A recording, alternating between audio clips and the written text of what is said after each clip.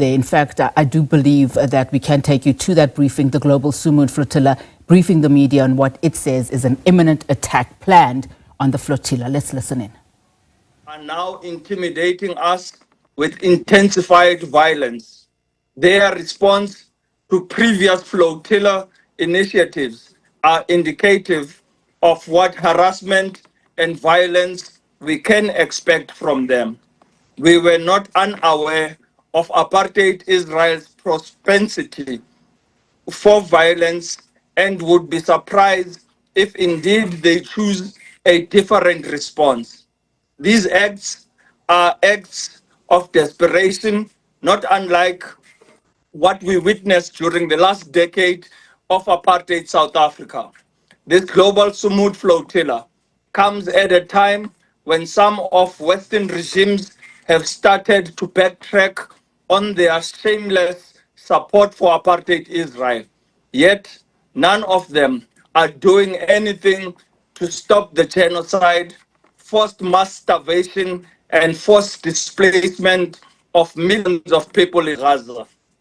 We call on governments, NGOs, CBOs, labor formations, faith-based organizations, as well as human rights agencies and people from all walks of life to bring pressure to bear on the Zionist entity to stop its violent attacks and the threats of attacks on the global Sumud Flotilla.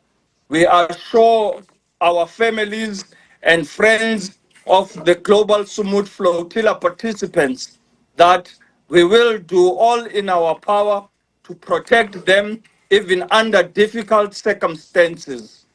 We will not stop our efforts as the GSF until the genocide stops.